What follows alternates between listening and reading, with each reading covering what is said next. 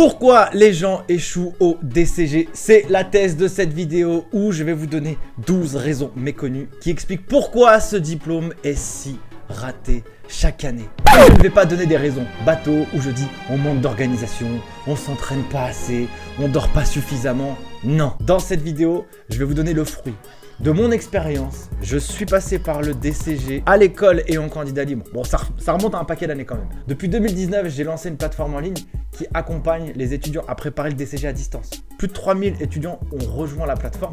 Et croyez-moi que je sais exactement pour quelles raisons les gens y échouent. Et je vais aller vraiment dans l'intimité la plus profonde. Donc, je n'ai qu'une seule chose à vous dire. Pour me donner un maximum de courage et de patates, faites exploser la barre des likes. Partagez à tous les gens autour de vous qui veulent préparer le DCG ou qui sont déjà dans la filière. Et moi, je n'ai qu'une seule chose à vous dire. Eh bien, c'est parti!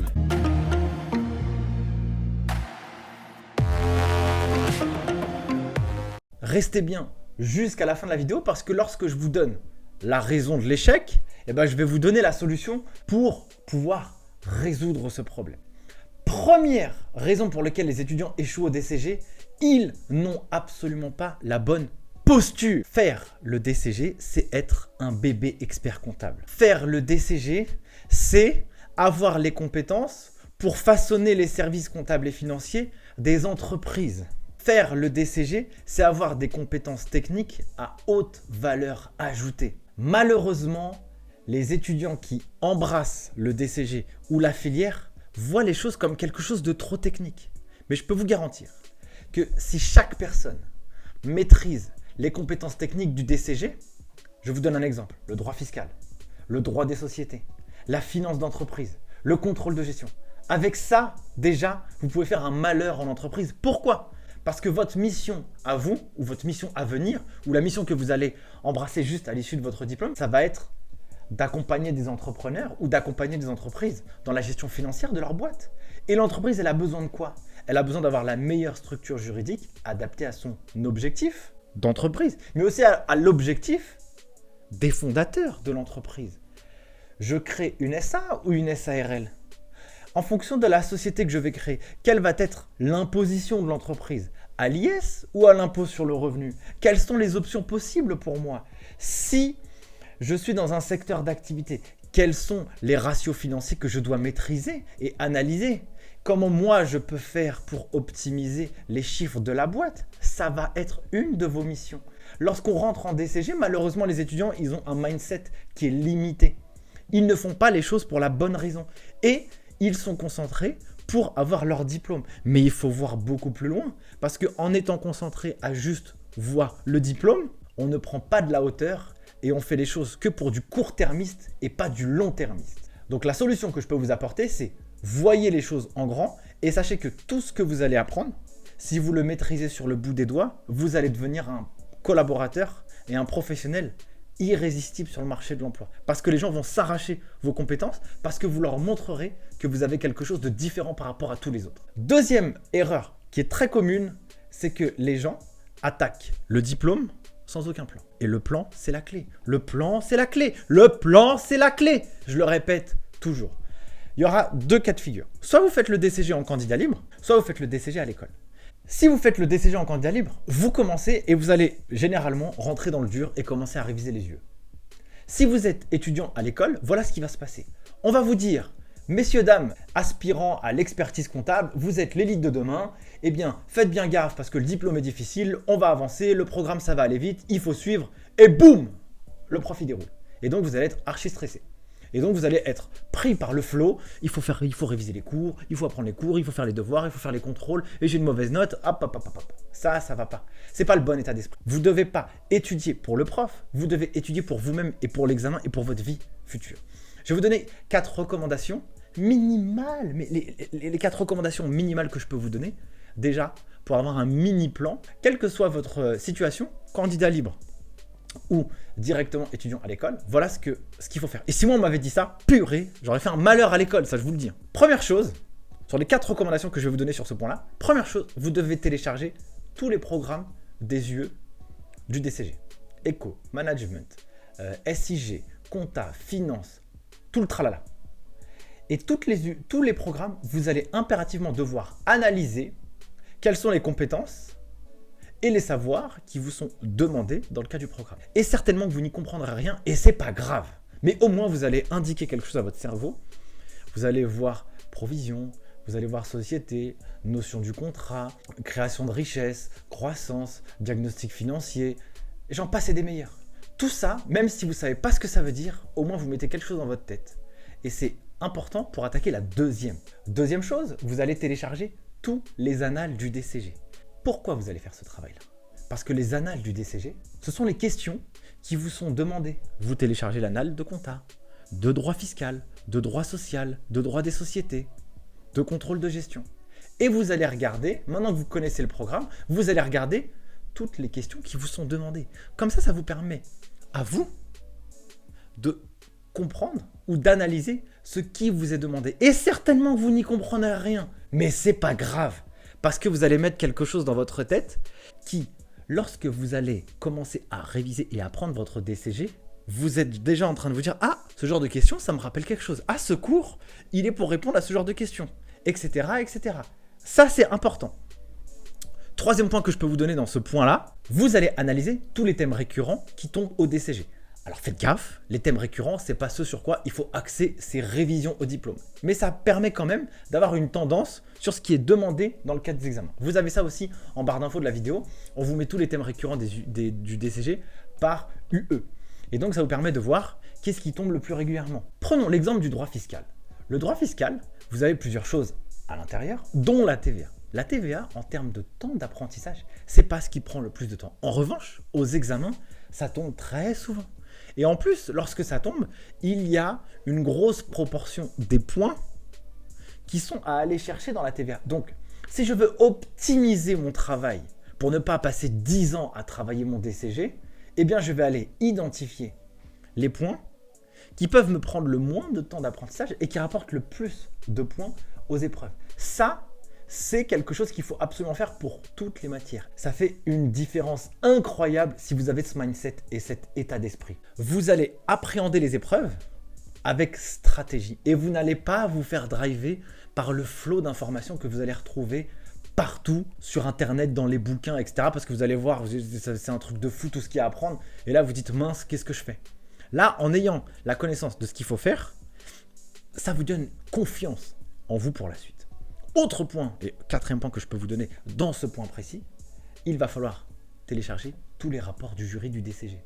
Vous avez ça aussi en barre d'infos de cette vidéo. Les rapports du jury du DCG, c'est une mine d'or d'informations. Eux, les jurys, ils vous donnent leurs conseils pour réussir leurs épreuves. Si vous ne savez pas ce qu'ils vous demandent, ce sur quoi ils vont vous interroger, ce sur quoi ils vous alertent, c'est nul. Parce que si vous êtes en candidat libre, vous ne savez pas. Si vous êtes à l'école, eh bien, les très bons professeurs, ils vous sensibiliseront à ça. Mais sinon, malheureusement, il y en aura plein qui ne vont pas vous aider là-dessus. Et ça, c'est dommage. Donc ça, ce sont les points auxquels il faut veiller sur cette deuxième raison que je vous ai donnée qui explique l'échec au DCG, c'est que les étudiants n'ont pas de plan. Troisième point que je peux vous donner, les étudiants ne sont pas assez déterminés. Beaucoup manquent d'objectifs. Beaucoup ne font pas le DCG pour les bonnes raisons. Sur la plateforme en ligne Les Guides des Chiffres, lorsque les étudiants s'inscrivent à la plateforme, ils nous envoient un questionnaire d'entrée en formation. Et beaucoup se disent, c'est aussi pour un défi personnel. Le défi personnel, c'est génial. Mais quand on arrive avec la masse de travail à fournir, le défi personnel, à la fin, on s'en fout, quoi. Et donc, les étudiants n'ont pas suffisamment d'objectifs final. Pour quelles raisons souhaitent-ils réellement faire le DCG? Sont-ils passionnés? Ont-ils envie d'évoluer dans la filière de l'expertise comptable? Ont-ils envie de devenir des professionnels irrésistibles sur le marché de l'emploi en comptabilité et gestion? Ont-ils envie de bien gagner leur vie?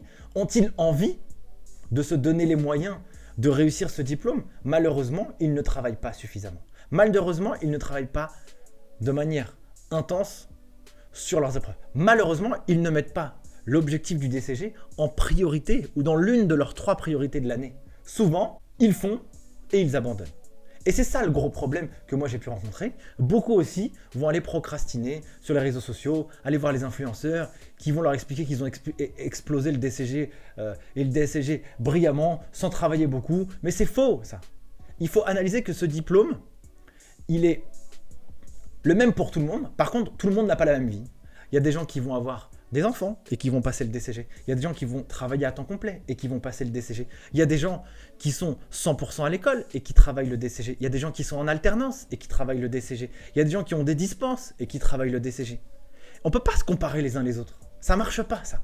Si on se compare les uns les autres, et ça c'est aussi une autre raison que je peux vous donner sur le fait que les étudiants échouent au DCG, c'est qu'ils se comparent. Et quand ils analysent le résultat et qu'ils analysent la réussite des autres et que eux-mêmes voient qu'ils n'y arrivent pas, ça les décourage.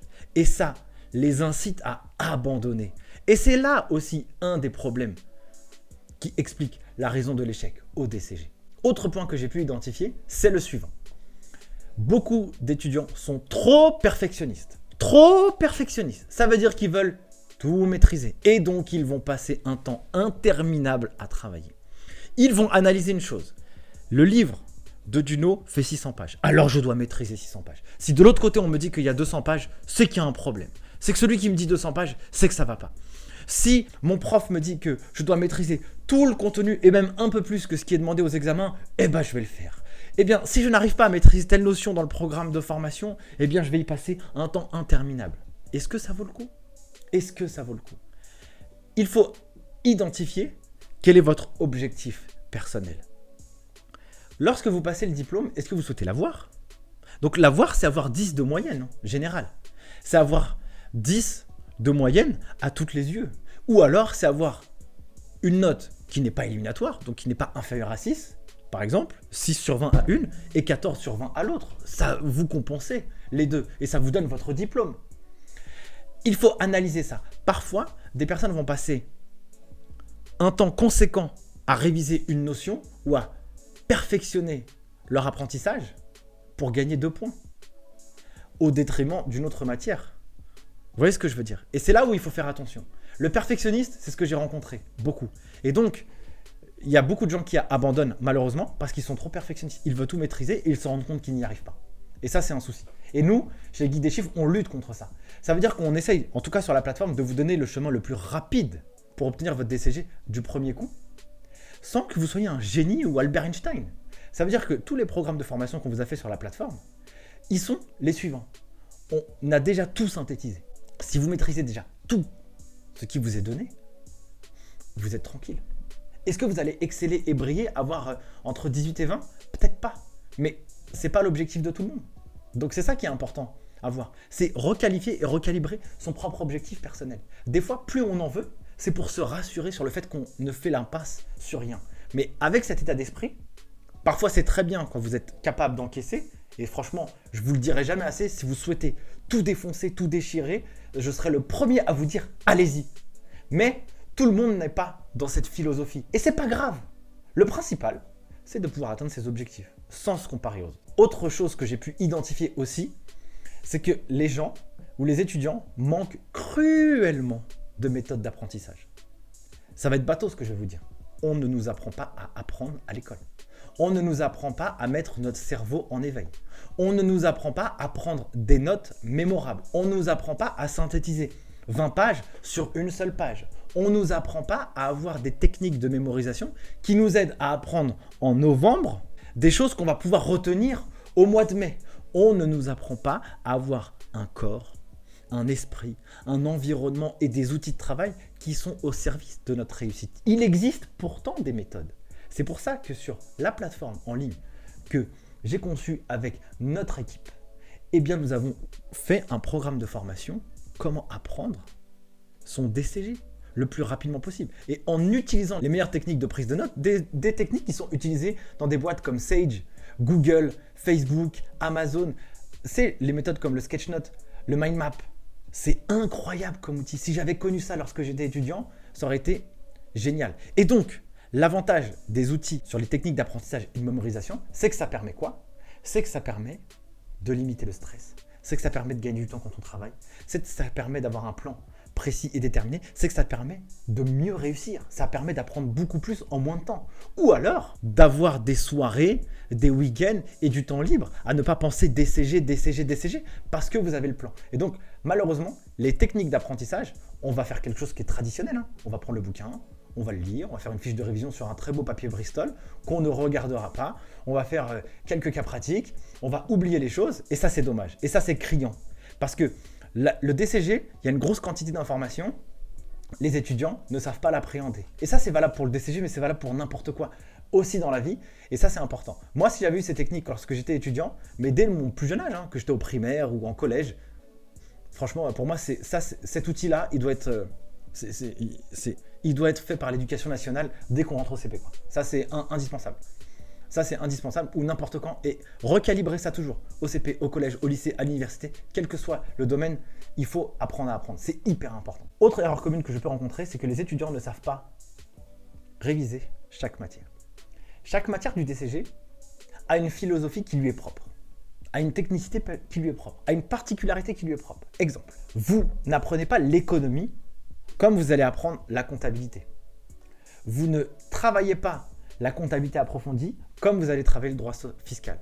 Vous n'allez pas faire du droit social comme vous allez faire du management. Exemple, pour travailler les épreuves littéraires, donc le droit par exemple, sur quoi allez-vous être interrogé?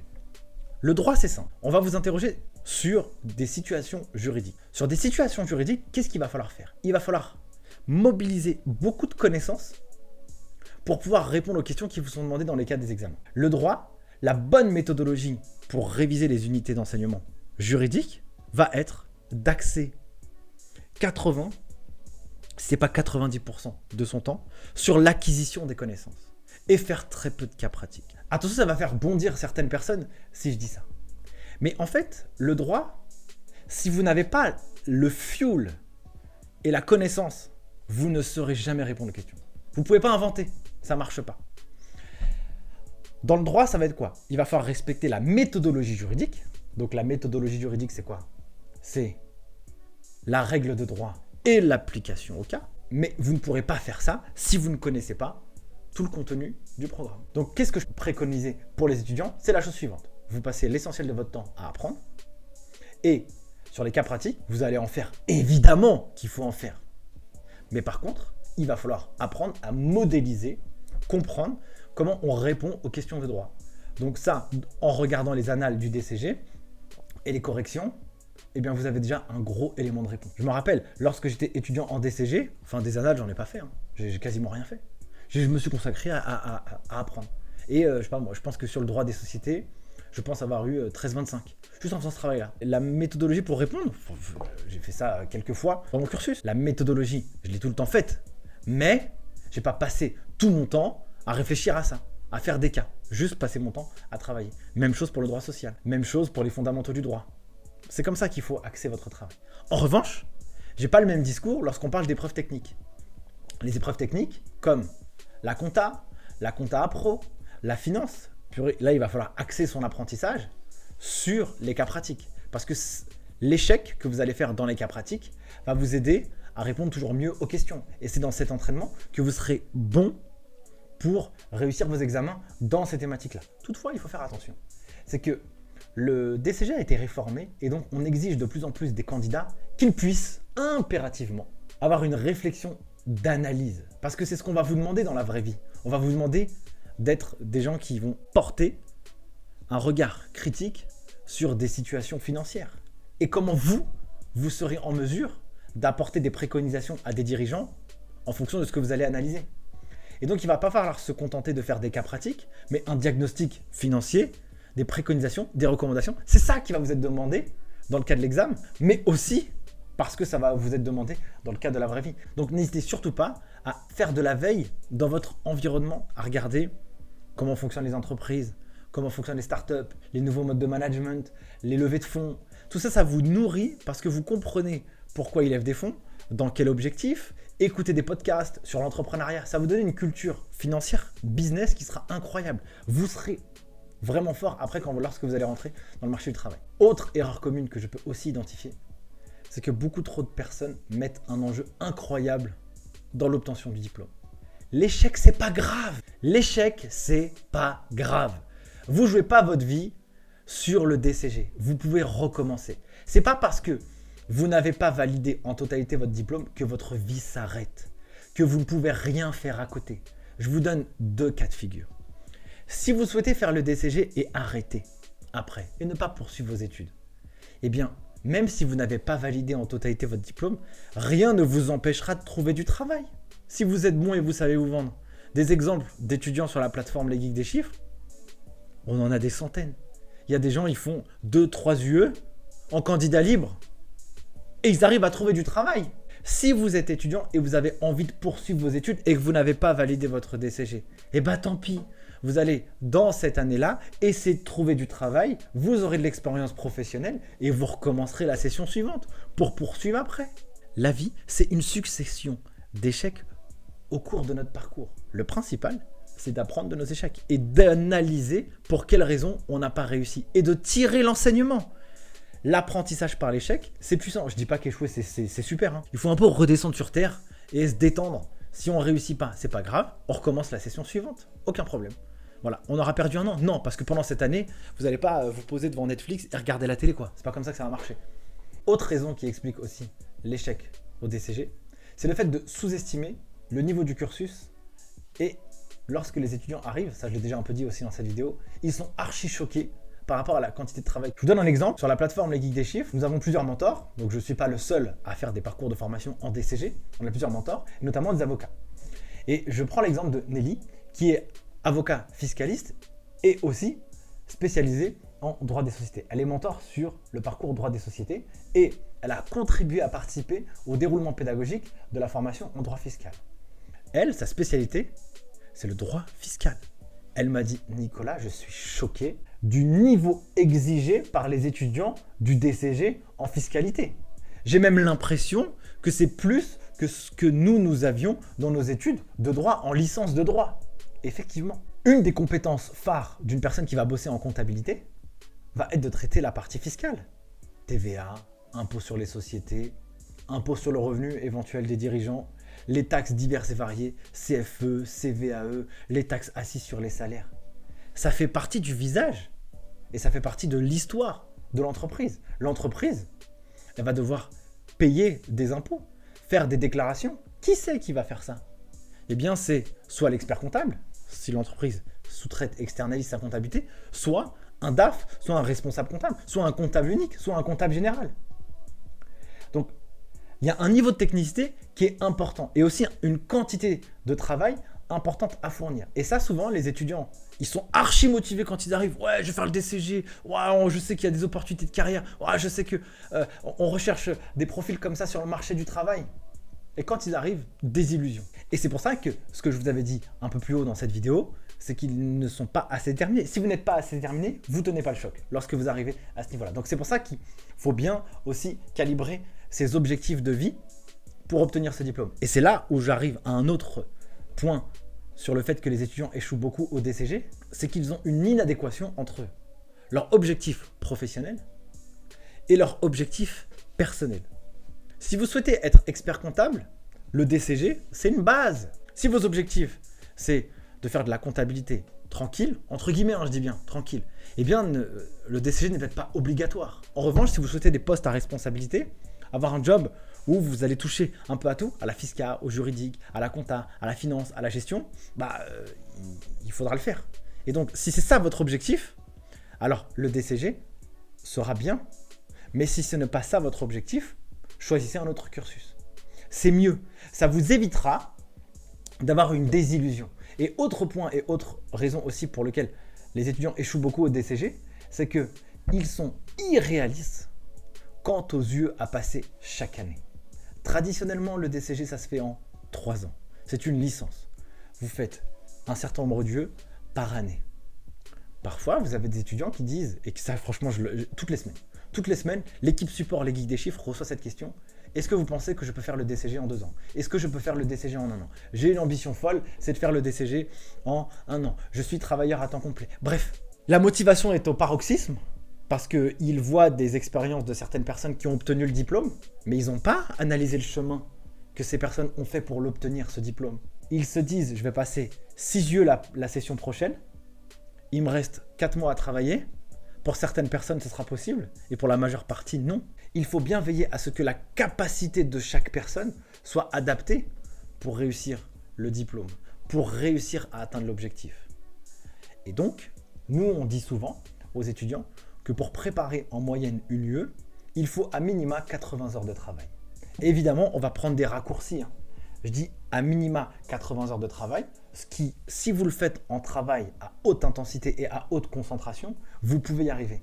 Mais 80 heures de travail, c'est quoi? À raison de 10 heures par semaine. Ça fait 2 mois. Donc 2 mois pour préparer une UE. 2, 4, 6, 8. 8 mois pour préparer 4 UE à raison de 10 heures de travail par semaine. Mais ça, il n'y a que vous qui puissiez le découvrir lorsque vous rentrerez dans le dur de l'apprentissage du DCG. Personnellement, je vois des étudiants qui s'inscrivent sur la plateforme Les Geeks des Chiffres. Je me rappelle sur la session 2021, j'ai vu des étudiants s'inscrire par exemple à l'UE d'anglais ou de comptabilité. Ils disent en 3 semaines, j'ai fait tout et j'ai pu valider mon UE. Et puis il y a des gens, ils s'inscrivent en 6 mois et puis ils n'ont pas réussi, quoi. Ils n'ont pas validé. Ça veut dire que chacun a une manière de travailler et une motivation qui est différente. Dernier point que je peux vous donner et qui n'est pas des moindres, les étudiants échouent au DCG aussi, c'est qu'ils n'aiment pas ce qu'ils font. Ils n'aiment pas ce qu'ils font. Ils n'aiment pas ce qu'ils font. Comment on peut exceller dans un diplôme si on n'aime pas ce que l'on apprend? C'est pas possible. Ça ne marche pas. À un moment donné, ça va coincer. Les gens échouent et le pire pour moi, c'est que les gens vont dans la filière, ils n'aiment pas ce qu'ils font, mais ils continuent pour un moment arriver à un DSCG où ils disent mais pourquoi je suis là? J'aime pas ce que je fais. Et ça, c'est un vrai problème. Si vous sentez que vous n'aimez pas, changez de voie. Faites un bilan de compétences. Essayez de voir si vous pouvez faire autre chose dans votre vie. C'est pas grave si vous êtes orienté dans un cursus que vous ne l'aimez pas et que vous passez à autre chose. Ce n'est pas grave. Et ce n'est pas grave si vous n'arrivez pas au diplôme parce que vous ne l'aimez pas. C'est normal. On ne peut pas être excellent dans quelque chose si on ne l'aime pas. On peut être excellent, mais à un moment donné, on ne va pas prendre du plaisir. Si on ne prend pas du plaisir à apprendre ce qu'on est en train d'apprendre, ça ne vaut pas le coup. Le DCG, si vous l'aimez, vous y arriverez. Si vous ne l'aimez pas, ça va être difficile. Voilà pour ces quelques raisons qui expliquent pourquoi les étudiants échouent au DCG. Pour synthétiser cette vidéo, voilà ce que vous devez impérativement faire. Le DCG sera une superbe opportunité pour vous si vous avez un objectif qui est d'évoluer dans la filière comptable et gestion et avoir un job où on vous demandera des compétences techniques fortes, ou vous souhaitez devenir expert comptable. Si vous êtes dans ce cas-là, ce qu'il va falloir faire, c'est d'abord avoir des très bonnes techniques d'apprentissage pour réussir ce diplôme parce qu'il est long et il demande de l'engagement sur la durée. Ça, c'est une deuxième préconisation que je peux vous faire. Et autre préconisation que je peux vous faire, c'est ayez le plan pour pouvoir appréhender chaque matière. Sachez exactement ce sur quoi vous serez interrogé pour que vous puissiez vous préparer au niveau et pas au-dessus. Merci d'avoir suivi cette vidéo jusqu'à maintenant. Je vous souhaite évidemment le meilleur pour la suite. N'hésitez pas à liker, à partager et à commenter. Ça fait toujours plaisir. Et puis, on répondra à vos questions si vous en avez. Sur ce, prenez soin de vous et moi, je vous dis à très vite. Ciao!